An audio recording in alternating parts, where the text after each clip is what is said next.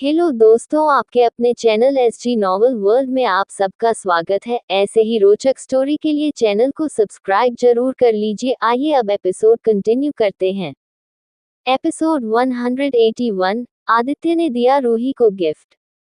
चारों ने ये पूरे जोश में डिसाइड कर लिया था कि वो रूही की शादी राज से नहीं होने देंगे। तभी मिस्टी उन तीनों से बोलती है, ओ तो फिर चलते हैं।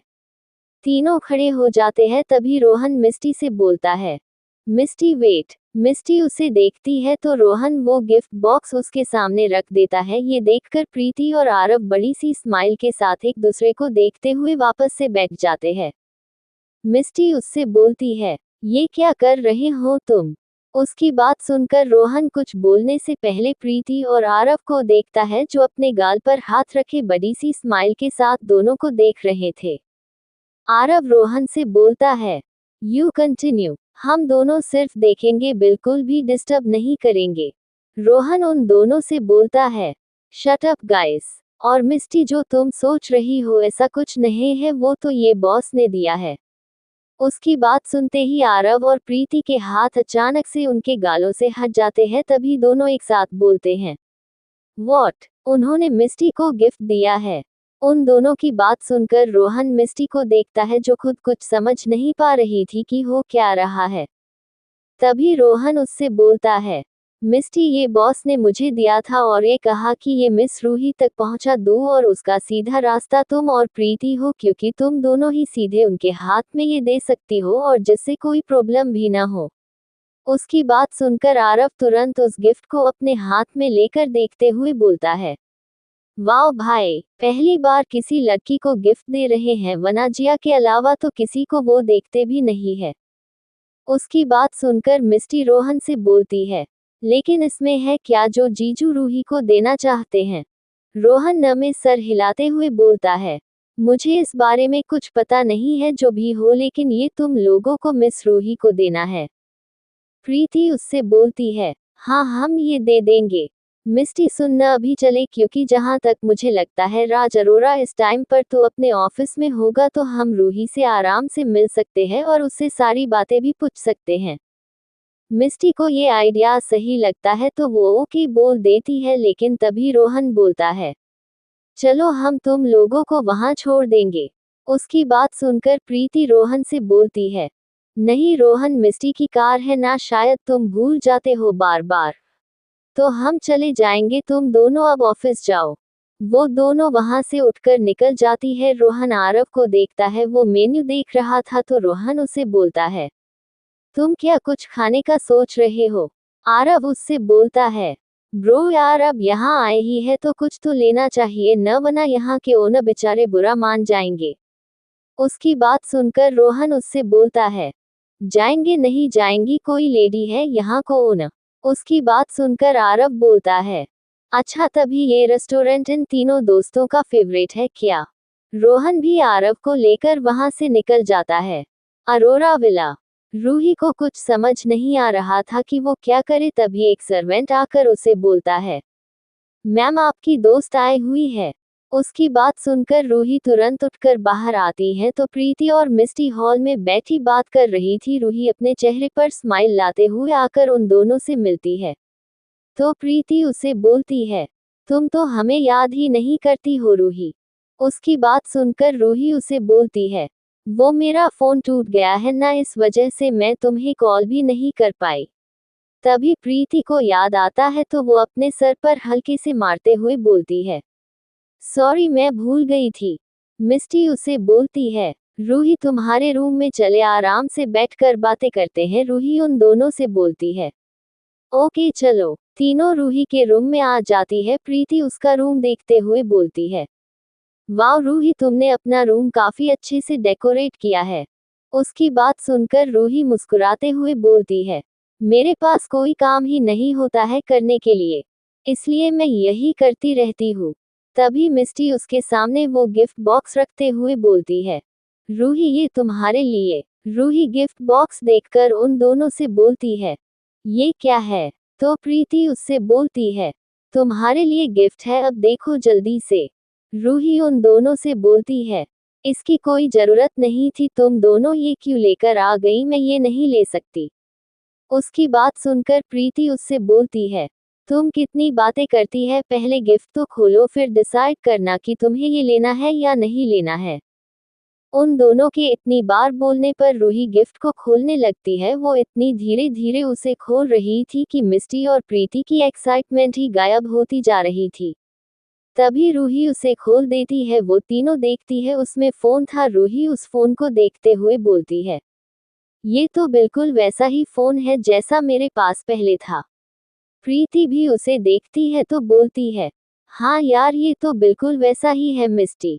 रूही उन दोनों को ऐसे बात करते हुए देखती है तो बोलती है, क्या तुम दोनों ने ये गिफ्ट नहीं किया है जो तुम दोनों इसमें फोन देखकर ऐसे सरप्राइज हो रही हो। उसकी बात सुनकर दोनों एक दूसरे को देखने लगती है। तभी दोनों एक साथ नमे सर हिला देती है तो रूही बोलती है, फिर किसने दिया है ये। तो प्रीति उससे बोलती है, वो ये गिफ्ट तुम्हारे लिए जीजू ने भेजा है, प्लीज राज को मत बताना ये बात। और देख मिस्टी, जीजू ने कितना सोचा रूही के बारे में। एग्जैक्टली वैसा ही फोन उन्होंने इसे गिफ्ट किया है जैसा पहले था, जिससे राज रूही को कुछ बोल भी न सके। मिस्टी और प्रीति एक दूसरे से बोल रही थी, वही रूही उस फोन को अपने हाथ में पकड़े उसे देखते हुए कुछ सोच रही थी। प्रीति और मिस्टी की बात सुनकर उसे बुरा नहीं लग रहा था कि आदित्य उसके लिए अच्छा सोचता है।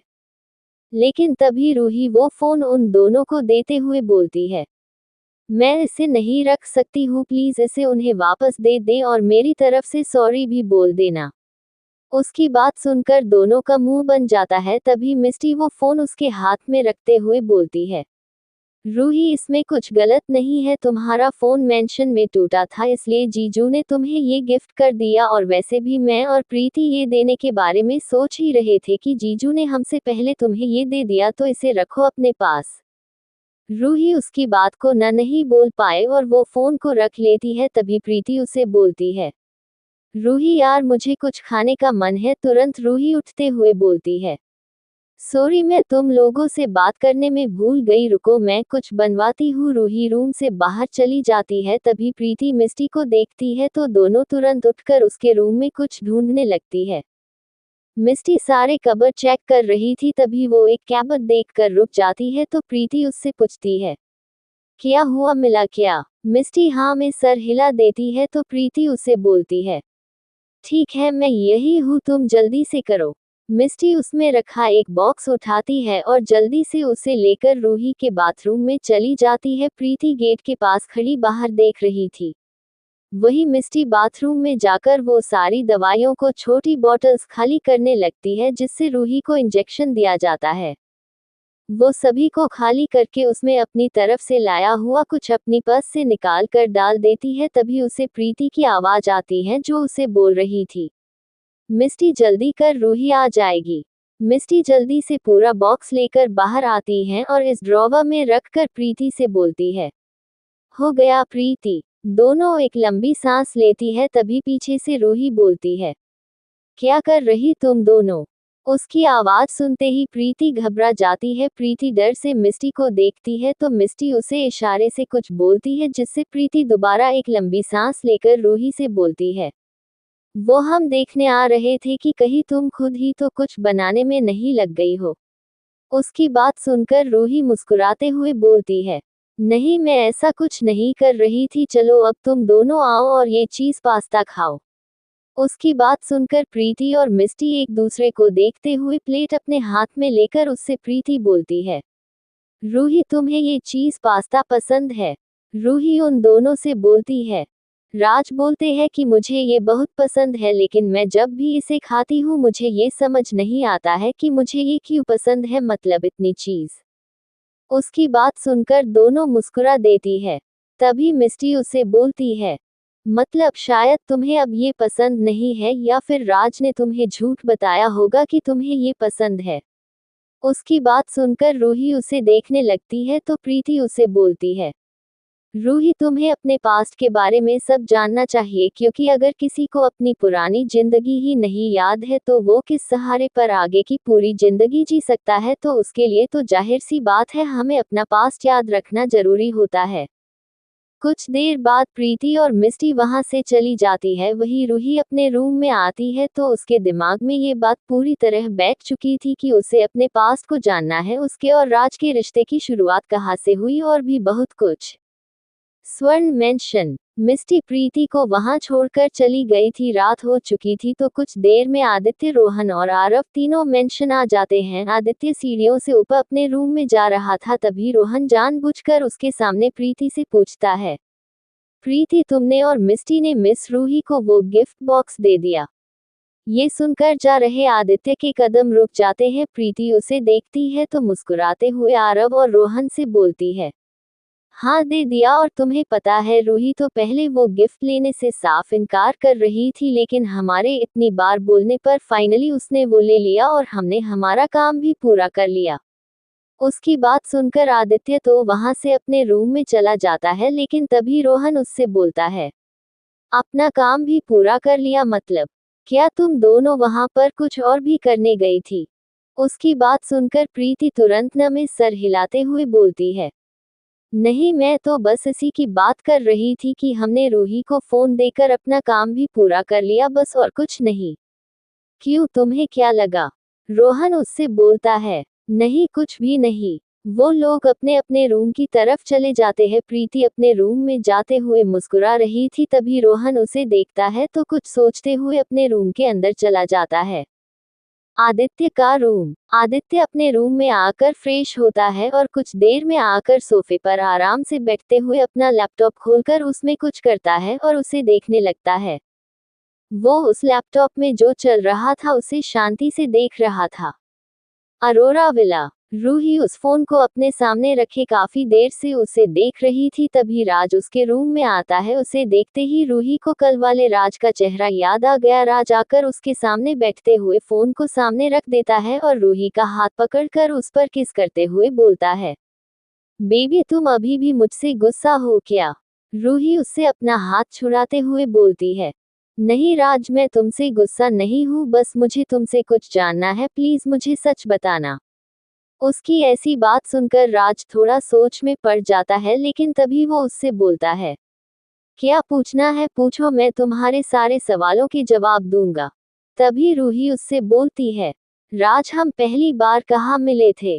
कब मिले थे? उसकी बात सुनकर राज उससे बोलता है, रूही हम पहली बार मसूरी में मिले थे। मैं अपने डैड के साथ वहां पर आया हुआ था और तुम मुझे वहीं पर दिखी थी। तुम्हें पता है, तुम्हें देखते ही मुझे तुमसे प्यार हो गया था। एपिसोड 182। रूही, सच है या सिर्फ कहानी? राज रूही को बता रहा था और रूही उसकी बातों को बहुत ध्यान से सुन रही थी। तभी रूही उससे पूछती है, और मेरी फैमिली? ये सुनकर राज उसे देखता है जैसे उसे कुछ याद आ रहा हो। तभी वो उससे बोलता है, तुम अनाथ हो रूही, तुम्हारा कोई नहीं था। जब मैं तुमसे मिला था तब तुम वहां पर एक स्कूल में बच्चों को पढ़ाती थी। तुम्हारी वही सिंपलिसिटी, उसी ने मुझे तुम्हारी तरफ खींचा था। तभी रूही उससे बोलती है, फिर मैं तुमसे कब मिली? मतलब हमारी पहचान और हमारा ये रिश्ता, ये कब कैसे बना? उसकी बात सुनकर राज मुस्कुराते हुए बोलता है, लगता है तुम्हें आज ही सब कुछ जानना है। तो रूही उससे बोलती है, नहीं, बस मेरे मन में ये सभी क्वेश्चन थे तो मैंने पूछ लिया। अगर तुम नहीं बताना चाहते हो तो कोई बात नहीं। तभी राज उससे बोलता है, अच्छा, अगर मैं तुम्हें तुम्हारे सारे सवालों के जवाब दे दूंगा तब तो तुम्हें हमारी शादी से कोई परेशानी नहीं होगी ना? मतलब तुम शादी के लिए रेडी हो जाओगी ना? उसकी बात सुनकर रूही खुद के सवालों में उलझी हुई सी महसूस करने लगती है। उसे समझ ही नहीं आ रहा था कि वो इस बात का राज को क्या जवाब दे। वही राज बेसब्री से उसके जवाब का इंतजार कर रहा था। रूही को अपने मन में चल रहे सवालों के जवाब चाहिए थे, इसलिए वो राज से बोलती है, अगर मेरे मन में कोई उलझन नहीं होगी तो मैं जरूर तुमसे शादी करना चाहूंगी न राज? एक तुम ही तो मेरी फैमिली हो। ये सुनकर राज के चेहरे पर बड़ी सी स्माइल आ जाती है। वो रूही से बोलता है, ठीक है तो सुनो, जब मैं तुमसे उस दिन पहली बार मिला तो अगले दिन मैंने तुम्हारे बारे में पता लगवाया और मैं तुम्हारे स्कूल आया तुमसे मिलने। मैं तुम्हारा इंतजार कर रहा था, तभी वहां पर एक शरारती बच्चा आया। वो इतनी मस्ती कर रहा था कि मुझे गुस्सा आने लगा, क्योंकि वो हरकतें ही ऐसी कर रहा था। मैंने उसे समझाने के लिए उसे डांटा, तभी तुम आ गई। तुम्हें लगा मैं उसे मार रहा हूँ तो तुम मुझे ही डांट लगा कर चली गई। फिर मैं तुम्हें मनाने के लिए रोज वहां पर आता था और फाइनली एक दिन तुम मुझे देखकर रुकी और मैंने तुमसे सारी बात क्लियर की तो तुम्हारी और मेरी दोस्ती हो गई। मैं अगले दिन डैड के साथ ऑस्ट्रेलिया वापस चला गया। वहां मैंने उनसे तुम्हारे बारे में बताया तो उन्होंने इसके लिए मुझे परमिशन नहीं दी, तो मैं वापस इंडिया आया और तुम्हें प्रपोज किया। तुमने मुझे हाँ बोल दिया और उसी दिन से तुम मेरी गर्लफ्रेंड बन गई। मैं तुम्हें अपने साथ ऑस्ट्रेलिया लेकर गया, वहां डैड से तुम्हें मिलवाया, लेकिन डैड ने तुम्हारी बहुत इंसल्ट की। हम दोनों होटल चले गए, लेकिन अगले ही दिन मुझे न्यूज मिली कि डैड मर गए। उसके कुछ टाइम बाद मैं तुम्हें लेकर इंडिया आ गया। बस इतनी ही कहानी है हमारी, और आज हम हैप्पी कपल है। उसकी बात सुनकर रूही उससे बोलती है, फिर मेरा एक्सीडेंट कैसे हुआ राज? रूही के सवाल खत्म नहीं हो रहे थे और राज का दिमाग खराब हो रहा था। उसे देखकर ऐसा लग रहा था जैसे वो अपने ऊपर से कंट्रोल खोता जा रहा हो, लेकिन तभी वो मुस्कुराते हुए उससे बोलता है, वो जब हम यहाँ आ गए तो हम दोनों में एक छोटी सी बात को लेकर झगड़ा हुआ था, उस वजह से तुम गुस्से में विला से निकल गई। मैं तुम्हें रोकने तुम्हारे पीछे आया, लेकिन तब तक देर हो गई थी, तुम्हारा एक्सीडेंट हो गया था। ये बोलते हुए राज मायूस सा लगने लगा था। रूही बिल्कुल चुप बैठी उसे देख रही थी। तभी राज अपने हाथ में पहनी वॉच देखते हुए बोलता है, चलो आज के सवाल खत्म, अब सो जाए, मुझे हमारी शादी की तैयारियां भी करवानी है। फाइनली तुम पूरी तरह से मेरी हो जाओगी अब। ये बोलकर राज वहां से अपने रूम में चला जाता है। वही रूही राज की बताई हुई कहानी को जैसे याद करने की कोशिश करने लगती है, लेकिन जैसे उसे कुछ याद ही नहीं आ रहा था। रूही अपने दिमाग पर जोर डालने लगती है, लेकिन अचानक से उसके सर में दर्द होने लगता है, तो वो आकर पानी पीती है और उठकर बालकनी में आ जाती है। रूही कुछ देर वही खड़ी आसमान में चांद को देखने लगती है। कुछ देर बाद काफी रात हो चुकी थी, तो रूही बालकनी से अंदर आते हुए लाइट्स ऑफ करके मुड़ती है। वैसे ही कोई उसके मुंह पर हाथ रखकर उसका मुंह बंद कर देता है। अचानक से ऐसा होते ही रूही बुरी तरह डर जाती है। वो उस हाथ पर जोर से मारने लगती है, तभी वो साया रूही के दोनों हाथ अपने एक हाथ में पकड़कर ऊपर की तरफ कर देता है। रूही उसे अंधेरे में देखने की कोशिश करने लगती है, लेकिन उसे समझ नहीं आ रहा था कि कौन है। तभी वो साया रूही को स्मेल करते हुए धीरे से उसके कान के पास आकर बोलता है, मैंने सुना तुम शादी कर रही हो। उसकी आवाज रूही के कान में पड़ते ही रूही की आंखों से आंसू बहने लगते हैं। रूही बुरी तरह कांपने लगी थी। उसे पार्टी वाली रात याद आने लगती है, क्योंकि ये वही था जो पार्टी वाली रात रूही के इतने पास आया था। तभी वो उसके गाल पर अपने हाथों से छूते हुए बोलता है, तुमने अपने मुंह से ये शब्द निकाला कैसे कि तुम किसी और से शादी कर लोगी? ये बोलते हुए वो साया गुस्से में लग रहा था। वही रूही वो सांस नहीं ले पा रही थी, क्योंकि उसने उसके मुंह को इतनी जोर से दबा रखा था कि रूही का दम घुटने लगा था। वो जैसे जैसे रूही को छू रहा था, रूही को अजीब सा एहसास हो रहा था। वो बुरी तरह रोने लगी थी। तभी वो पूरी हिम्मत करके अपने पैर से उसके पैर पर बहुत जोर से मार देती है, जिससे एक पल को वो साया रूही से दूर हो जाता है। तभी रूही जल्दी से लाइट ऑन करने वाली होती है कि वो उसे पीछे से पकड़ते हुए दीवार से लगा देता है।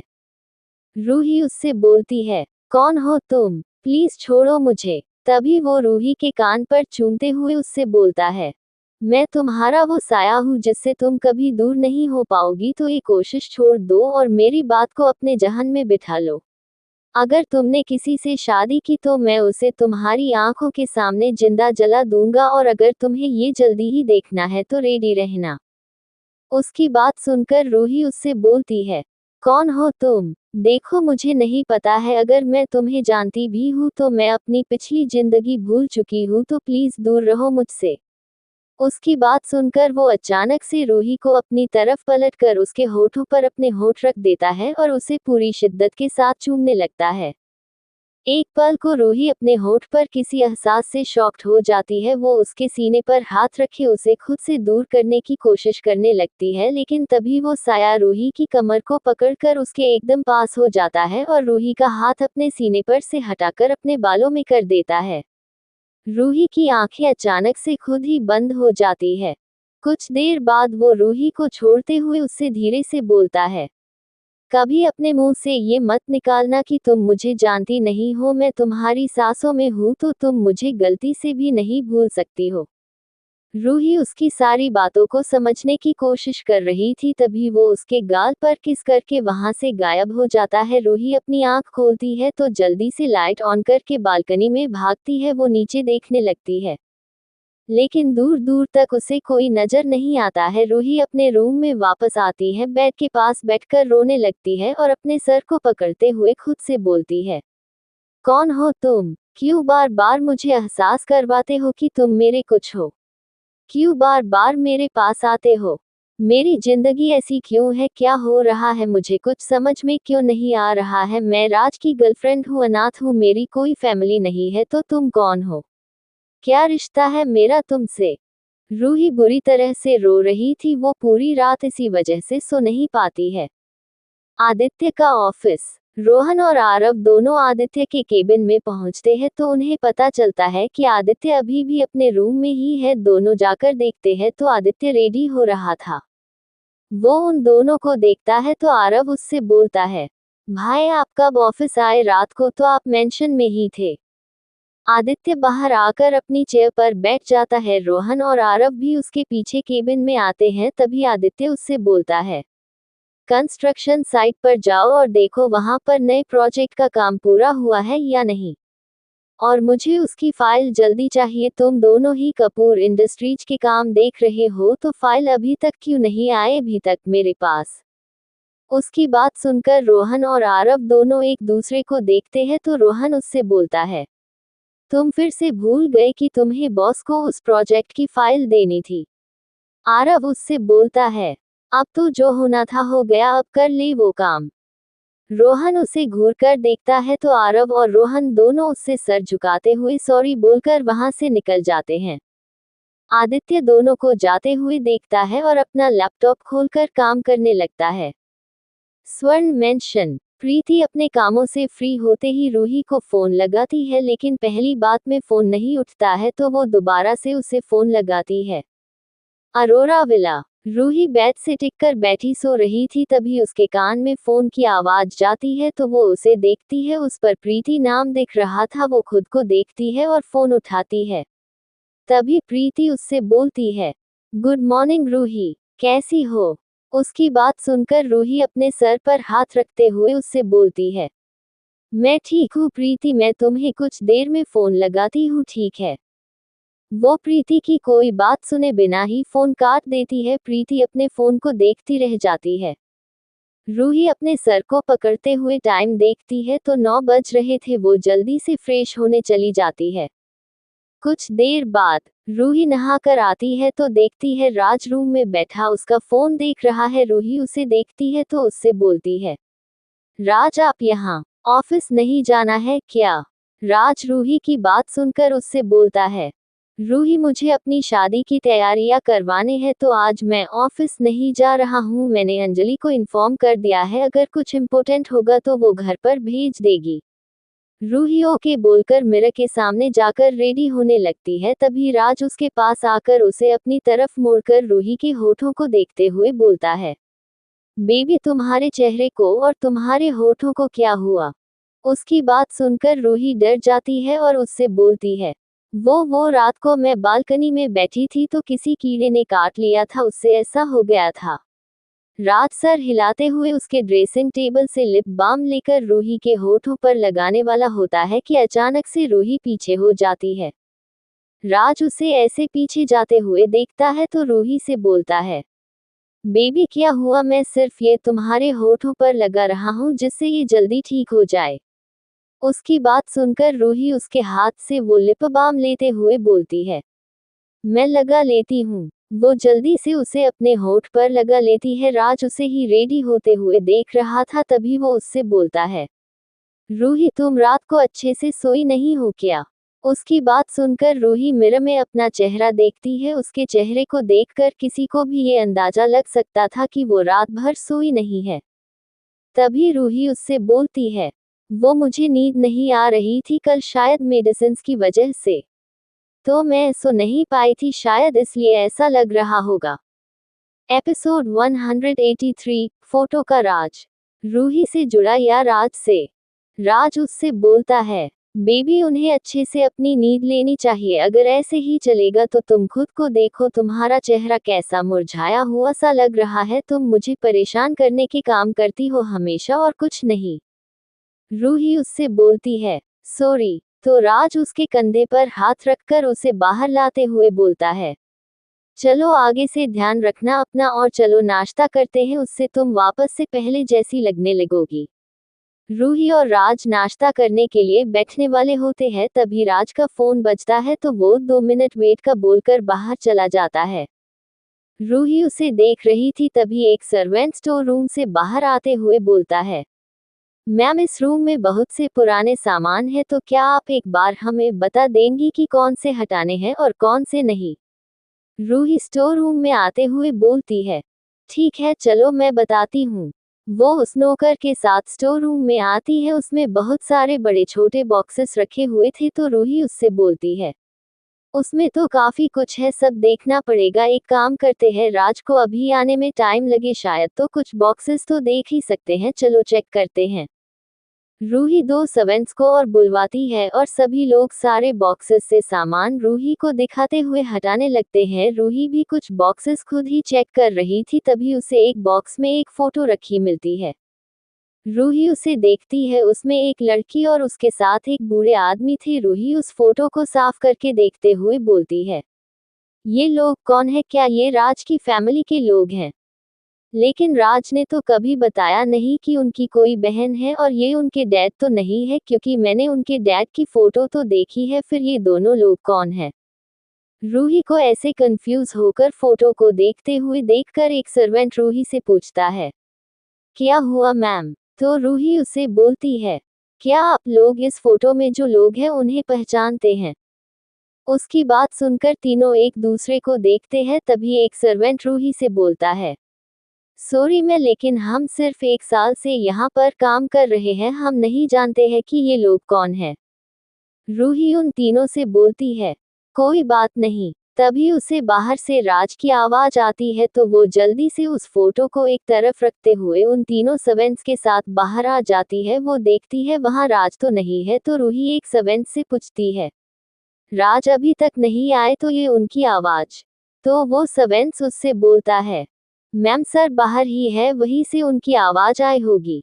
रूही खिड़की के पास आकर बाहर देखती है, राज के सामने वही आदमी खड़ा था जिसे उसने उस फोटो में उस लड़की के साथ देखा था। रूही खुद से बोलती है, ये तो वही है जो उस फोटो में है, बस शायद थोड़े ज्यादा बूढ़े हो गए हैं। वो देखती है सामने राज और उस आदमी में शायद किसी बात पर कोई बहस हो रही है, तभी वो आदमी रोने लगता है, तो राज अंदर आ जाता है। वो आदमी अपने आंसू साफ करते हुए वहां से चला जाता है। रूही वही खड़ी थी, तभी राज अंदर आता है, तो रूही उससे बोलती है, राज वो कौन आए थे? तो राज डाइनिंग चेयर पर बैठते हुए बोलता है, कुछ नहीं, फालतू लोग हैं, इन्हें लगता है हमारे पास बहुत टाइम होता है इनसे बात करने का, उनकी प्रॉब्लम सुनने का, तो बस आ जाते हैं रोते हुए। तुम आओ नाश्ता करो। रूही बैठ तो जाती है, लेकिन उसे उस आदमी के रोने को देखकर बिल्कुल वैसा नहीं लगा जैसा राज ने बोला कि वो पैसे के लिए आया था। रूही सामने बैठे राज को देखती है, वो शांति से खाना खा रहा था, तो उससे रूही कुछ नहीं पूछती है, न ही उस फोटो फ्रेम के बारे में और न ही उस आदमी के बारे में। कुछ देर बाद राज अपने फोन में आए हुए मैसेज को देखते हुए उठ जाता है और रूही से बोलता है, रूही मैं आता हूँ ओके। इतना बोलकर वो बिना रूही की बात सुने ही वहां से निकल जाता है।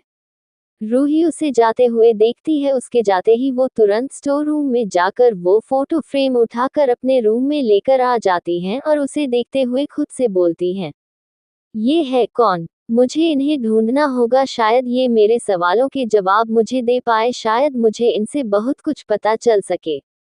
लेकिन मैं इन्हें ढूंढूं कैसे? रूही अपने रूम में घूमते हुए सोचने लगती है, लेकिन उसे कुछ समझ में नहीं आ रहा था। वो उस फोटो को उठाकर अपनी अलमीरा में रख देती है। आदित्य का ऑफिस। आदित्य अपने लैपटॉप में कुछ देखते हुए कुछ सोच रहा था, तभी वो अपना फोन लेकर उसमें कुछ मैसेज टाइप करता है, लेकिन तभी वो कुछ सोचकर वो पूरा मैसेज डिलीट कर देता है और फिर से लैपटॉप में देखने लगता है। मिस्टी का ऑफिस। मिस्टी अपने केबिन में बैठी अपना काम कर रही थी, तभी उसका फोन बजता है। वो अपना फोन देखती है तो प्रीति का फोन था। वो फोन उठाती है, तभी प्रीति उससे बोलती है, मिस्टी पक्का वहाँ कोई प्रॉब्लम है। उसकी बात सुनकर मिस्टी उससे बोलती है, प्रीति कहाँ पर, किसको क्या प्रॉब्लम है, सही से बताना। उसकी बात सुनकर प्रीति उससे बोलती है, सुबह मैंने रूही को फोन किया था, लेकिन उसने ये बोलकर फोन कट कर दिया कि उसके सर में दर्द हो रहा है और वो बाद में बात करेगी। सच में कोई तो प्रॉब्लम है मिस्टी। तभी मिस्टी उसे शांत कराते हुए बोलती है, प्रीति यार क्यों इतनी परेशान हो रही है, सर दर्द होना नॉर्मल सी बात है न, तो हो सकता है रूही का सर दर्द हो रहा हो तो वो कैसे बात करेगी, इसलिए उसने ये बोला हो। तभी प्रीति उसे बोलती है, लेकिन मिस्टी, तो मिस्टी उसे बोलती है, तो प्रीति एक काम कर, तू फिर से उसे एक बार फोन लगा और पूछ लेना ओके, और हाँ तुम दोनों की बात हो जाए तो मुझे भी बता देना, मुझे भी टेंशन नहीं होगी। वो फोन काट कर वापस से अपना काम करने लगती है। प्रीति अपना फोन देखती है तो खुद से बोलती है, वैसे मिस्टी ने बोला तो सही ही है ना, मैं उसे फोन कर ही लेती हूँ। वो रूही को फोन लगाती है, लेकिन एक बार में रूही फोन नहीं उठाती है तो प्रीति को गुस्सा आने लगता है। वो फिर से उसे फोन लगाती है। इस बार रूही फोन उठा लेती है तो प्रीति गुस्से में बोलती है, रूही यार कहाँ हो तुम, मेरा फोन क्यों नहीं उठा रही थी, मैं तुम्हें कितनी देर से फोन कर रही थी, तुम उस टाइम इतनी टेंशन में क्यों थी। ये सुनकर, तभी सामने की आवाज सुनकर प्रीति बिल्कुल चुप हो जाती है, क्योंकि रूही का फोन राज ने उठाया था। वो उससे बोलता है, वो सो रही है अभी। उसकी बात सुनकर प्रीति सोच रही थी कि वो क्या बोले, लेकिन तभी उसे पीछे से रूही की आवाज सुनाई देती है, जो शायद किसी सर्वेंट से कुछ बोल रही थी। ये सुनकर प्रीति को राज पर गुस्सा आने लगता है। वो गुस्से में फोन कट कर देती है और खुद से बोलती हैं, ये खुद को समझता क्या है, इसने मुझसे झूठ कहा, जबकि इसके आसपास ही कहीं रूही खड़ी थी, मुझे उसकी आवाज सुनाई दी। एक बार उसे सब याद आ जाए फिर मैं तुम्हारी ऐसी बंद बजाऊंगी न राज अरोरा की तुम प्रीति को भूल नहीं पाओगे। प्रीति काफी गुस्से में आ गई थी राज की वजह से। अरोरा विला। राज कुछ देर पहले ही विला में आया था। रूही ने उसे वापस आते हुए नहीं देखा था, इसलिए उसे पता नहीं था। वो जैसे ही अंदर आया, उसे टेबल कर रखा हुआ रूही का फोन बजता दिखा। उसने नाम पढ़कर उस फोन को उठाया था। वो रूही के पास जाकर उससे बोलता है, रूही तुम सुबह किसी बात को लेकर टेंशन में थी क्या? तुमने मुझे बताया नहीं। बताओ क्या टेंशन है तुम्हें? मैं सब सही कर सकता हूँ। उसकी बात सुनकर रूही उससे बोलती है, नहीं मैं किसी बात की टेंशन में नहीं हूँ राज, लेकिन तुम ऐसा क्यों पूछ रहे हो? तो राज उससे बोलता है, ये तुम्हारी दोस्त प्रीति का फोन था, उसने कहा कि तुम सुबह टेंशन में थी। क्या बात है बेबी, बताओ मुझे। ये बोलते हुए वो रूही के गाल पर हाथ रखकर उसके पास आ जाता है। रूही तुरंत उसका हाथ अपने गाल से हटाकर पीछे होते हुए बोलती है, नहीं राज सच में कोई टेंशन नहीं है, वो तो सिर्फ मेरे सर में थोड़ा सा दर्द हो रहा था बस, और कुछ भी नहीं। उसकी बात सुनकर राज उसे उसके कमरे में लेकर जाते हुए बोलता है, ओके ठीक है, तुमने बोला और मैंने मान लिया, लेकिन तुम सुबह से घर के कामों में बिजी रहती हो तो आराम कर लो थोड़ा सा। वो उसे बेड पर लिटा देता है। तभी रूही उससे बोलती है, राज मैं सो जाऊंगी। तो राज उसके रूम का गेट बंद करके बाहर चला जाता है। तभी रूही मुड़कर गेट की तरफ देखती है। उसकी आंखों में आंसू थे जो बहकर बेडशीट पर गिर जाते हैं। राज के सुबह की बात दिलाने से रूही जो भूली थी उसे वो याद आ जाता है, मतलब उसे कल रात वो साया याद आ जाता है, जिसकी वजह से रूही फिर से रोने लगती है। वो खुद को ब्लैंकेट के अंदर छुपाए रोती रहती है, लेकिन कुछ ही देर में उसे नींद आ जाती है और वो सो जाती है। वही राज आराम से किसी से फोन पर बात करते हुए शादी के बारे में कुछ बात कर रहा था। उसके चेहरे पर एक बड़ी सी स्माइल थी। रात का समय। स्वर्ण मेंशन। प्रीति को अभी भी उस राज पर बहुत गुस्सा आ रहा था। वो गुस्से में हॉल में घूमते हुए खुद ही खुद से कुछ न कुछ बोले ही जा रही थी। तभी वहां पर आदित्य, आरव और रोहन पहुंचते हैं। तीनों उसे ऐसे टेंशन में घूमता हुआ देखते हैं तो आदित्य रुक जाता है और आदित्य के पीछे खड़े आरव और रोहन भी रुककर प्रीति को देखने लगते हैं। तभी प्रीति उन तीनों को देखती है तो रुक जाती है। तभी आदित्य उससे बोलता है, क्या कर रही हो तुम? अगर तुम्हें सफाई करने का इतना ही शौक है तो जाओ बाहर, गार्डन में बहुत सारी जगह है जहां तुम्हारी जरूरत होगी और वहां का काम भी पूरा हो जाएगा। उसका ताना सुनकर प्रीति को और गुस्सा आने लगता है। वो उसे देखती है तो आरव और रोहन को लगा कि वो आदित्य को सुनाने वाली है, लेकिन तभी आरव आकर उससे बोलता है, प्रीति बेबी, क्या बात है, किस बात से इतनी गुस्सा हो तुम? उसकी बात सुनकर प्रीति उससे बोलती है, ये राज अगर मेरे हाथ में कभी आ गया न तो मैं उसका जीना हराम कर दूंगी, उसकी बहुत पिटाई करूंगी। उसकी बात सुनकर आरव उससे बोलता है, प्रीति क्या बोल रही हो? किसकी पिटाई करोगी तुम? हाँ। उसकी बात सुनकर प्रीति उसे बोलती है, अगर वो कभी मेरे हाथ में आ गया तो उसे सच में बहुत मारूंगी। रूही तो उसके आसपास ही खड़ी थी, लेकिन फिर भी उस आदमी ने मुझसे झूठ बोला। रूही ने इस बात पर कुछ कहा क्यों नहीं? क्या उसे सच में मुझसे बात नहीं करनी है अब? उसकी बात सुनकर जहां आदित्य बिना कोई रिएक्शन दिए चुपचाप अपने रूम में चला जाता है, तभी रोहन उसे बोलता है, शायद वो अभी बिजी हो, इसलिए शायद राज ने फोन उठाया हुआ था। और अगर मिस रूही ने तुम्हारी आवाज सुनी होती तो शायद वो तुम्हें दोबारा से जरूर फोन लगाती, लेकिन ऐसा कुछ नहीं हुआ है ना? प्रीति सोचते हुए बोलती है, नहीं, मैंने उसे फोन लगाया था तो उसकी जगह उस राज अरोरा ने फोन उठा लिया और मैंने उसे रूही समझकर बहुत कुछ तो नहीं, लेकिन जितना हमसे हुआ हमने बोल दिया था। एपिसोड 184, रूही की खोज आदित्य पर खत्म। आदित्य प्रीति को राज के बारे में बात करते हुए देखता है तो उसे कुछ सीरियस नहीं लगता है, तो वो अपने रूम में चला जाता है। आरव भी प्रीति को शांत कराते हुए रूम में ले जाता है। रोहन भी अपने रूम में चला जाता है। अगला दिन दोपहर, रूही को कुछ सामान खरीदना था तो वो राज से फोन करके बोलती है, राज मुझे किचन का कुछ सामान खरीदना है तो क्या मैं मार्केट चली जाऊं? उसकी बात सुनकर राज कुछ देर तक चुप रहता है, लेकिन फिर वो उससे बोलता है, ठीक है जाओ, ड्राइवर को साथ ले जाना और हाँ बेबी आराम से जाना और जल्दी वापस आ जाना। ओके। रूही ओके बोलकर फोन कट कर देती है और अपना पर्स लेकर कार में बैठ जाती है और वहां से निकल जाती है। मिस्टी का घर। मिस्टी प्रीति को फोन लगाती है तो प्रीति तुरंत फोन उठा लेती है। मिस्टी उससे पूछती है, क्या हुआ, कल तूने बात की थी रूही से? उसकी बात सुनकर प्रीति को फिर से गुस्सा आ जाता है। वो उससे बोलती है, उसकी बात ही मत कर, वो उसका प्यार राज अरोरा वो गधा है न, उसने मुझसे झूठ बोला। मिस्टी, उसने कहा कि रूही सो रही है जबकि रूही उसके आसपास ही कहीं थी, मुझे उसकी आवाज सुनाई दी थी। उसकी बात सुनकर मिस्टी अपनी आंखें बंद करके एक लंबी सांस लेती है और उससे बोलती है, प्रीति तुझे पता था न वो किस तरह का इंसान है, फिर अपने अंदर उस इंसान के लिए इतना गुस्सा लेकर क्यों बैठी है, जाने देना। उसकी बात सुनकर प्रीति उससे बोलती है, मिस्टी एक बार हमारा प्लान पूरा हो जाए उसके बाद तो मैं उसे ऐसा मारूंगी न कि वो हमेशा प्रीति को याद रखेगा। उसकी बात सुनकर मिस्टी हंसकर उससे बोलती है, हाँ जैसे तू कॉलेज में लड़कों को डराती थी वैसे। ये सुनकर प्रीति को भी कुछ याद आ जाता है तो वो भी हंसने लगती है। Shopping mall. ड्राइवर नीचे कार में ही था, रूही अंदर सामान खरीद रही थी। इस वक्त उसके दिमाग में कोई भी बात नहीं चल रही थी, वो सभी सामान ले चुकी थी। वो बिलिंग कराने लगती है कि तभी उसे वहीं पर वो आदमी दिखता है जो शायद कुछ सामान ढूंढ रहा था।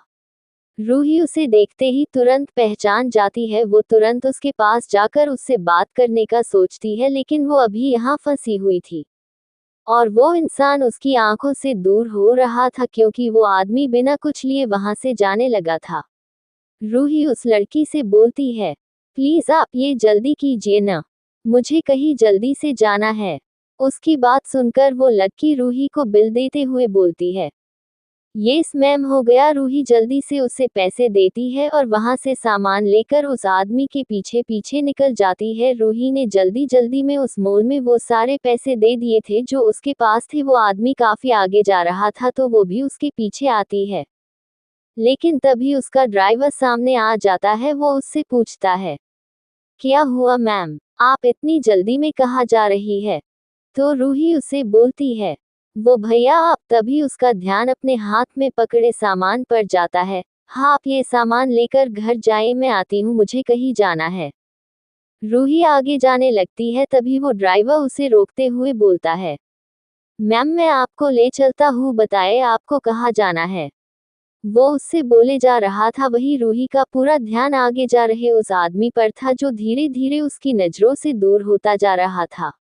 रूही जल्दी में उससे बोलती हैं, भैया अभी मुझे पार्लर जाना है, तो आप वहाँ क्या करेंगे, या तो फिर आप इंतजार कीजिए। एक काम कीजिए, मैं ज्यादातर जिस पार्क में जाती हूँ आप वहाँ रुकिए, मैं वही आ जाऊंगी, क्योंकि यहाँ पर मेरी कुछ फ्रेंड है तो हम वही आएंगे। ओके अभी आप जाए। ड्राइवर रूही की बात का कुछ जवाब दे पाता उससे पहले ही रूही उसके हाथ में सामान पकड़ा कर निकल जाती है। ड्राइवर कुछ समझ नहीं पाता है और कार में सामान रखकर वो रूही की बताई हुई जगह पर चल जाता है। रूही जल्दी जल्दी उस आदमी के पीछे जा रही थी। वो काफी दूर था जिस वजह से रूही का उसके बराबरी में पहुंचना पॉसिबल नहीं था, लेकिन फिर भी रूही जल्दी जल्दी उसके पीछे जा रही थी। वो उसे पीछे से आवाज देती है, सुनिए, सुनो, रुको प्लीज। वो बोलते हुए उसके पीछे भाग रही थी, तभी वो एक बच्ची से टकरा जाती है। वो बच्ची गिरने वाली होती है कि रूही उसे पकड़ लेती है। वो बच्ची बुरी तरह डर गई थी। रूही उसे गले लगा लेती है और उसके सर पर हाथ फेरते हुए बोलती है, डरो मत, सब ठीक है, सब ठीक है। वो बच्ची रूही को देखती है तो रूही एक बार आगे देखती है। वो आदमी अब दिखाई भी नहीं दे रहा था। रूही को बुरा लगता है, लेकिन फिर वो उस बच्ची से बोलती है, आपका नाम क्या है। वो लड़की रूही से बोलती है, खुशी। तो रूही उसके गाल पर हाथ रखते हुए उससे बोलती है, आप ऐसे सड़क पर अकेले क्यों घूम रही है, आपकी मम्मा कहाँ है। ऐसे अकेले घूमना आपके लिए सेफ नहीं है बच्चे। वो लड़की एक शॉप के अंदर दिखाते हुए बोलती है, मम्मा अंदर गई, मैं उनके पीछे ही जा रही थी कि आप और मैं टकरा गए। रूही उससे कान पकड़ते हुए बोलती है, सॉरी बच्चे, आप मेरी वजह से गिरने वाली थी। उसकी बात सुनकर वो बच्ची प्यारी सी स्माइल के साथ रूही के गाल पर किस करते हुए उससे बोलती है, आप बहुत प्यारी हो, आप सॉरी नहीं बोलो। तभी उसे अंदर से अपनी मम्मा की आवाज आती है, तो वो रूही को बाय बोलकर जल्दी से शॉप के अंदर चली जाती है। रूही उसे जाता हुआ देखती है, फिर उठकर वहां से पैदल चलने लगती है। रूही बहुत दुखी हो गई थी, क्योंकि आज पहली बार उसने कुछ जानने के लिए कहीं कदम बढ़ाया था और वही पूरा नहीं हुआ। रूही चलते चलते धीरे धीरे उस पार्क के पास पहुंचती है। रूही पार्क के दूसरी तरफ थी, वो अंदर अपनी ही सोच में गुम चली जा रही थी। वो वहां चल रहे लोगों पर ध्यान दिए बिना चले जा रही थी, तभी वो अचानक से किसी के पैर से टकरा जाती है। रूही खुद ही गिरने वाली होती है कि तभी कोई उसे थाम लेता है। रूही ने उस बच्ची को तो वहां बचा लिया था, लेकिन वो खुद ही बुरी तरह डर गई थी। वो गिरने के डर से उसे बहुत टाइटली पकड़ लेती है। तभी उसे आवाज सुनाई देती है, आज तुम सभी से टकरा क्यों रही हो।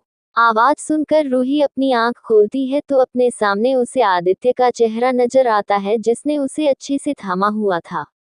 रूही उसे देखने लगती है क्योंकि आदित्य उसे ही देखे जा रहा था। तभी आदित्य उससे बोलता है, तुम क्या ऐसे ही रहने वाली हो। उसकी बात सुनकर रूही तुरंत अच्छे से खड़ी होते हुए उससे बोलती है, सॉरी। तभी आदित्य उससे बोलता है, नो प्रॉब्लम। वो जाकर एक साइड बेंच पर बैठ जाता है तो रूही भी आकर उससे थोड़ी दूरी बनाकर उसी बेंच पर बैठ जाती है। आदित्य उसे देखता है और सामने देखने लगता है। रूही भी उसे एक बार देखती है, तभी उसके दिमाग में कुछ आता है तो वो उससे बोलती है, थैंक्स बचाने के लिए। और आपको कैसे पता कि मैं पहले भी किसी से टकराई।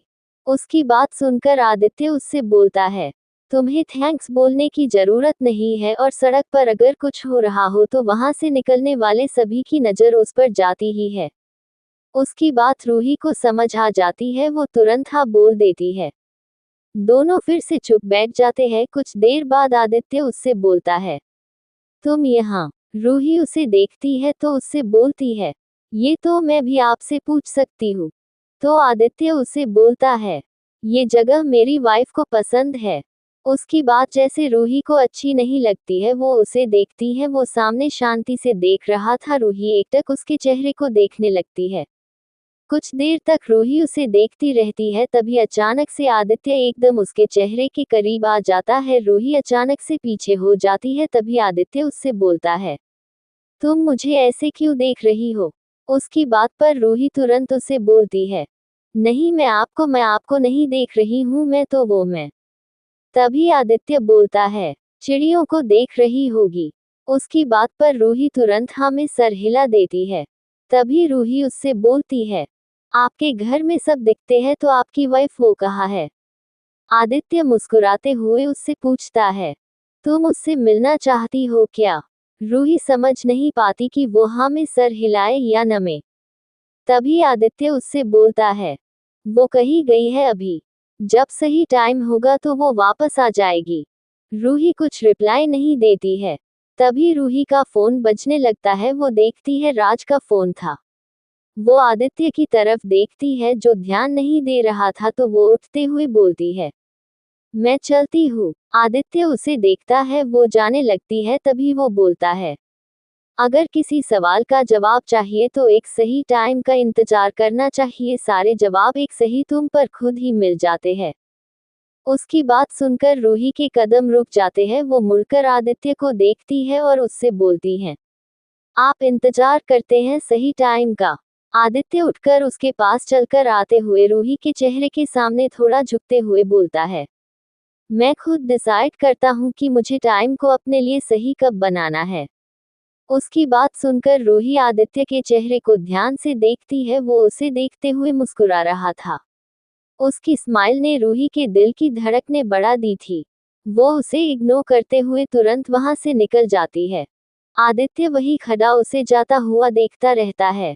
रूही बाहर आती है तो उसकी कार वही कुछ दूरी पर खड़ी थी। वो आकर उसमें बैठ जाती है। ड्राइवर कार को वहां से अरोरा विला की तरफ ले जाता है। अरोरा कंपनी। राज अपने काम में बिजी था। तभी उसका फोन बजता है। वो स्क्रीन पर शो हो रहे नंबर को देखता है और फोन उठाकर बोलता है, बोलो क्या न्यूज है? तभी सामने से कोई उसे बोलता है, मैम हमेशा की तरह उसी पार्क में बैठी थी, लेकिन जब वो मॉल से निकली थी तो अचानक से कहीं जा रही थी जैसे किसी का पीछा कर रही हो, लेकिन वहां इतने लोग थे कि मैं समझ नहीं पाया ये। उसकी बात सुनकर राज गुस्से में उससे बोलता है, तुम्हें मैंने एक काम के लिए रखा है, तुमसे वो काम नहीं हो रहा है। अगर इतना ही तुम कुछ नहीं कर सकते हो तो छोड़ दो, मैं किसी और को हायर कर सकता हूँ। वो उस आदमी को बहुत ज्यादा डांट रहा था। तभी अंजलि केबिन में आती है। वो राज को बिना देखे उससे बोलती है, सर वो ये फाइल। राज मुड़कर गुस्से में अंजलि को देखता है। वो जैसे ही उसे देखती है वो डर जाती है। तभी राज उससे चिल्लाकर बोलता है, गेट आउट। अंजलि कांप जाती है। वो तुरंत सॉरी बॉस बोलते हुए बाहर चली जाती है। वही राज उस आदमी को डांटकर फोन काट देता है और खुद से बोलता है, कुछ ऐसा हो तो रहा है जो मुझे दिखा नहीं, लेकिन कोई बात नहीं, कल के बाद सिर्फ वही होगा जो मैं डिसाइड करूंगा। ये बोलकर राज खतरनाक तरीके से हंसने लगता है। वही बाहर खड़ी अंजलि अभी भी डर से कांप रही थी। वो खुद से बोलती है, आज जरूर मेरी जॉब जाएगी, मुझे ध्यान रखना चाहिए था। मैंने इतनी बड़ी गलती कैसे कर दी? ओह गॉड प्लीज सेव मी। तभी अंदर से उसे आवाज आती है, अंजलि। अंजलि नाम सुनते ही चुप हो जाती है। वो गेट खोलकर राज से बोलती है, मे आई कम इन बॉस? राज उसे अंदर बुलाता है। अंजलि उसके सामने कांपते हाथों से फाइल रखती है। राज मुस्कुराते हुए फाइल चेक करने लगता है। तभी वो अंजलि को फाइल देते हुए बोलता है, लगता है तुम कंपनी के रूल्स भूल जाती है। उसकी बात सुनकर अंजलि सर झुकाते हुए उससे बोलती है, सॉरी बॉस। तो राज उससे बोलता है, तुम मेरी कंपनी की एक अच्छी एम्प्लॉय हो, इसलिए अगली बार ये गलती बिल्कुल नहीं होनी चाहिए, वरना मैं। तभी वो सॉरी बॉस बोलकर वहां से फाइल लेकर चली जाती है। एपिसोड 185। आदित्य ने बोला सच। रूही ही जिया है। राज मिस्टी को फोन लगाता है। मिस्टी जैसी राज अरोरा का नंबर देखती है तो वो खुद से बोलती है, ये इसने मुझे क्यों फोन किया है? अब इसे मेरी कौन सी हेल्प चाहिए? तभी वो फोन उठाते हुए बोलती है, जी मिस्टर अरोरा। तभी राज उससे बोलता है, मिस मिस्टी, क्या आप मेरी एक और हेल्प कर पाएंगी? आपको याद होगा आपने इससे पहले मेरी हेल्प की थी, लेकिन अफसोस हो तो नाकामयाब रही थी। उसकी बात सुनकर मिस्टी का दिमाग खराब हो जाता है, लेकिन फिर भी वो अपने गुस्से को कंट्रोल करते हुए बोलती हैं, बताएं मिस्टर अरोरा, मैं आपकी क्या हेल्प कर सकती हूँ? तो राज उससे बोलता है, आपको आज ही एक शादी का मंडप सजाना है। उसकी बात सुनकर मिस्टी के दिमाग में बहुत कुछ आने लगता है, तो वो उससे बोलती है, किस किस की शादी का मंडप मिस्टर अरोरा? तो राज मुस्कुराते हुए उससे बोलता है, मेरा और आपकी दोस्त रूही की शादी का मंडप। हम कल शादी कर रहे हैं, तो मैंने सोचा मैं आपको ही ये वक्त दूं। अपने पार्टी की तैयारियां इतनी अच्छी करवाई थी, तो ऑफकोर्स आप मुझे इस बार भी निराश नहीं करेगी। उसकी बात सुनकर मिस्टी तो शॉक्ड हो गई थी और उसका मन हो रहा था कि वो उसके पास पहुंचकर उसे बहुत पीटे, लेकिन मिस्टी ऐसा नहीं कर सकती थी। तभी वो उससे बोलती है, जी जरूर, मैं ये जरूर करना चाहूंगी। मेरी दोस्त शादी कर रही है और मैं उसका मंडप सजाऊं, ये तो मेरे लिए बहुत खुशी की बात है। तभी राज उससे बोलता है, ठीक है, फिर मैं आपको लोकेशन भेज देता हूँ, आप वहाँ तैयारी करवा दीजिए। इतना बोलकर वो फोन काट देता है। वही मिस्टी जैसे ही फोन को देखती है, उसका दिमाग खराब हो जाता है। वो तुरंत आरव, रोहन और प्रीति को फोन लगाती है और तीनों जैसे ही फोन कॉल में ऐड होते हैं, तो मिस्टी उन तीनों से बोलती है, हम ऐसे चुप नहीं बैठ सकते हैं, कोई कुछ सोचो वरना बहुत बड़ी गड़बड़ हो जाएगी। उसकी बात तीनों को ही समझ में नहीं आती है, तो आरव उससे बोलता है, मिस्ट, क्या बोल रही हो? कुछ समझ में नहीं आ रहा है। तो मिस्टी गुस्से में बोलती है, आरव, कल रूही और राज की शादी है और मुझे उस राज अरोरा ने उनका मंडप डेकोरेशन करवाने को कहा है। वो रूही से कल ही शादी कर रहा है। उसकी बात सुनकर तो तीनों भी शॉक्ड हो जाते हैं। तभी प्रीति उससे बोलती है, व्हाट? लेकिन वो इतनी जल्दी कैसे रूही से शादी कर सकता है? ये नहीं हो सकता है।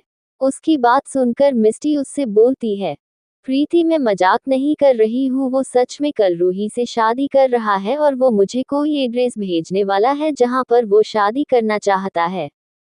तभी रोहन मिस्टी से बोलता है, अब हम जिससे इतने दिनों से कुछ बता नहीं रहे हैं, उसी से बात करनी होगी।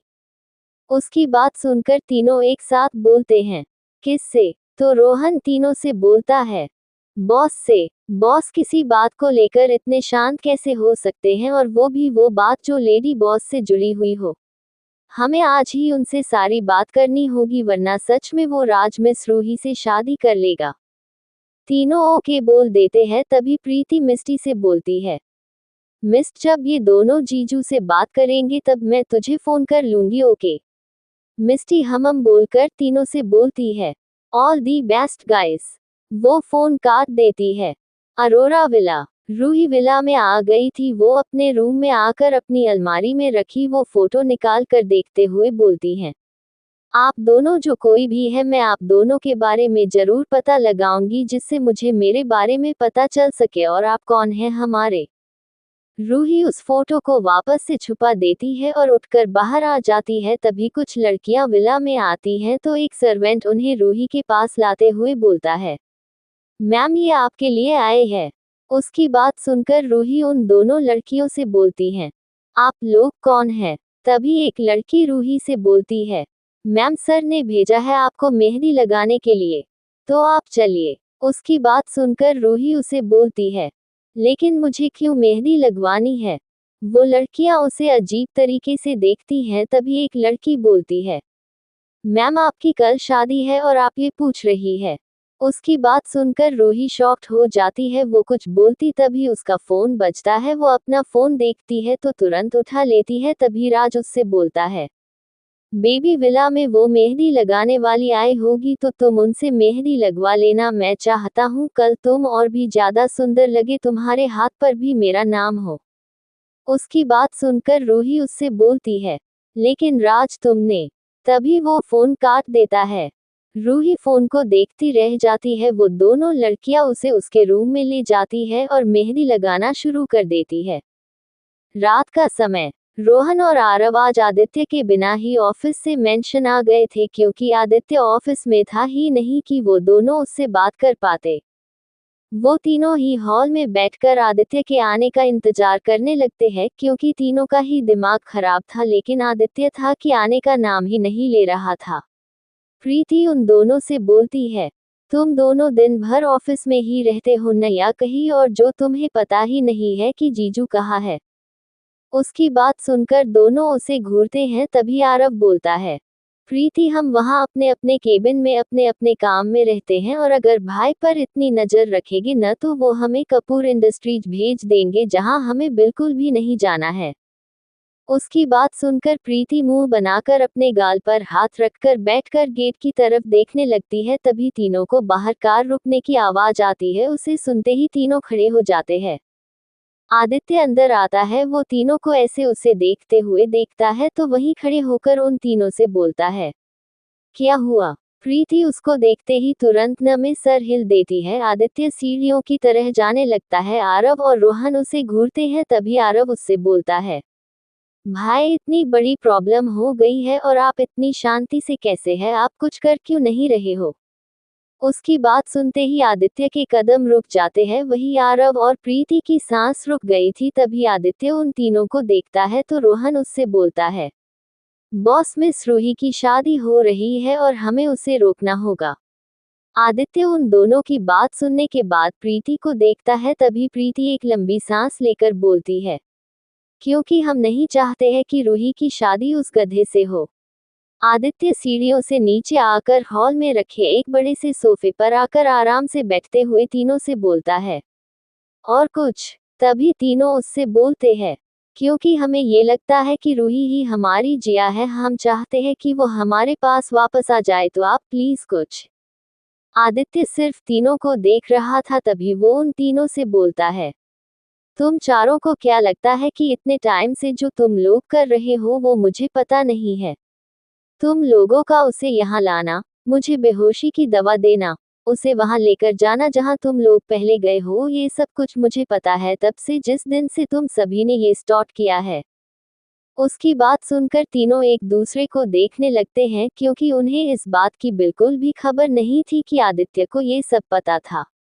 तभी आरव उससे बोलता है, जब आपको पता था कि हम आपको बेहोश करके यहाँ लाने वाले हैं तो आपने हमें रोका क्यों नहीं। उसकी बात सुनकर आदित्य उससे बोलता है, क्योंकि मैं देखना चाहता था कि तुम लोग अपने प्लान को पूरा करने के लिए क्या क्या करने वाले हो। फिर जब मुझे सब समझ में आया तो मैं तुम लोगों को बहुत अच्छे से बताने वाला था कि तुम लोगों ने क्या किया है, लेकिन तुम दोनों बच उस दिन। ये सुनकर आरव और रोहन दोनों डर जाते हैं। तभी प्रीति उससे बोलती है, जीजू क्या आपको भी ये लगता है कि वो हमारी जिया है। तीनों के साथ साथ फोन पर मिस्टी भी आदित्य के जवाब का इंतजार करने लगती है। वही आदित्य तीनों के चेहरे देखता है तो वो उठते हुए तीनों से बोलता है, जाओ सो जाओ सभी। उसकी बात तीनों के साथ साथ मिस्टी को भी पसंद नहीं आती है। तभी आरव प्रीति और रोहन से बोलता है, देखा तुम दोनों ने, मैंने तो पहले ही तुम लोगों से कहा था कि वो हमारी जिया नहीं होगी, क्योंकि अगर भाई कुछ नहीं कर रहे हैं मतलब वो उस राज अरोरा की गर्लफ्रेंड रूही ही है जो उसके साथ इतने टाइम से है, वो उसका इतना ख्याल रखता है, उससे इतना प्यार करता है, तो उसे तो रूही से शादी करनी है चाहिए। क्योंकि अगर वो अभी उसके साथ इतनी खुश है तो वो उससे शादी करने के बाद कितनी ही खुश रहेगी, और हम उसे बिना मतलब के इतने टाइम से जिया समझ रहे हैं जबकि वो जिया है ही नहीं। वो सब कुछ जोर जोर से बोल रहा था। उसकी बात सुनकर प्रीति और रोहन उसे देखते हैं क्योंकि आरव अचानक से ये सब बोलने लगा था, तो प्रीति, रोहन और मिस्टी तीनों ही उसे समझ नहीं पा रहे थे। वही आदित्य के हाथों की मुट्ठी कस गई थी क्योंकि उसे गुस्सा आने लगा था और आरव उसे जानबूझकर गुस्सा दिलाने के लिए ये सब कर रहा था। प्रीति आरव का हाथ पकड़कर उससे बोलती है, आरव प्लीज चुप हो जाओ ना, तुम क्या क्या बोले जा रहे हो। देखो जीजू का चेहरा देखो, उन्हें गुस्सा आ रहा है। क्या तुम्हें अपनी और मेरी लाइफ बिल्कुल भी प्यारी नहीं है, प्लीज चुप हो जाओ ना। उसकी बात सुनकर आरव प्रीति का हाथ छोड़ते हुए बोलता है, नहीं प्रीति, आज मैं बिल्कुल भी चुप नहीं रहने वाला हूँ। आप सुन रहे हो ना भाई, मैं आपसे ही बोल रहा हूँ। जिस दिन से अपने और हम सब ने रूही को देखा, हमें एक उम्मीद लगी कि वो हमारी जिया है। हम लोग तब से कोशिश कर रहे हैं कि वो हमारे साथ वापस आ जाए, यहाँ अपने घर में आ जाए, लेकिन आप आप अपने बिजनेस में इतने बिजी हो चुके हैं कि आपको कोई नजर ही नहीं आता है। न ही ये मेंशन और न ही इस मेंशन के लोग। तभी तो आप हम सबको यहाँ छोड़कर वहाँ रहने लगे और मुझे पता है वो जिया ही है जिसकी वजह से आप वापस आए, वरना आज तक हमने इतनी कोशिश की आपको यहाँ लाने की, तब तो आप यहाँ आए नहीं और इस बार अपने हमें वो सब करने दिया क्योंकि आप खुद यहाँ आना चाहते थे। क्योंकि आप जानते हैं कि वो जिया है, रूही नहीं। आपको सब पता है फिर भी आप चुप है। आप ऐसा कैसे कर सकते हैं? वो हमसे और इस घर से वैसे भी इतने टाइम दूर रही है, अब जब वो वापस आए हैं तो आप उसे वापस लाना ही नहीं चाहते हैं? क्यों भाई क्यों? आरव की बात सुनकर रोहन और प्रीति के दिमाग में भी बहुत सी बातें चलने लगी थी कि ये तो सच बात है। तभी आरव आदित्य से बोलता है, अब आप कुछ बोल क्यों नहीं रहे हैं? वो सच में जिया है न भाई? आप जानते हो कि वो जिया ही है। तभी आदित्य आरव की तरफ मुड़ता है और जोर से चिल्लाकर बोलता है, हाँ है वो बीवी, वो मेरी जिया है, समझे? वो मेरी ही बीवी है और मैं ये बात बहुत पहले से जानता हूँ, समझे तुम लोग? उसकी ये बात सुनते ही रोहन, आरव और प्रीति तीनों ही आंखें फाड़े आदित्य को देखने लगते हैं। उसने इतनी तेज आवाज में ये बोला कि तीनों ही अपने कदम पीछे ले लेते हैं। आदित्य के ये बोलते ही जैसे स्वर्ण मेंशन में पूरी तरह सन्नाटा छा जाता है। वो तीनों आदित्य को देखते ही डर जाते हैं क्योंकि उसकी आंखें पूरी तरह से लाल हो चुकी थी। वो देखकर ऐसा लग रहा था जैसे वो अभी किसी का खून कर देगा। लीजिए दोस्तों, आज तो आदित्य ने अपने मुंह से बोल दिया कि रूही ही जिया है। आखिर ऐसी कौन सी बात है जिस वजह से आदित्य ने अब तक ये बात नहीं बोली थी? बाकी का नेक्स्ट एपिसोड नेक्स्ट पार्ट में कवर करेंगे। कहानी को लाइक शेयर कमेंट जरूर करें और प्लीज लाइक भी जरूर करें। Thank you.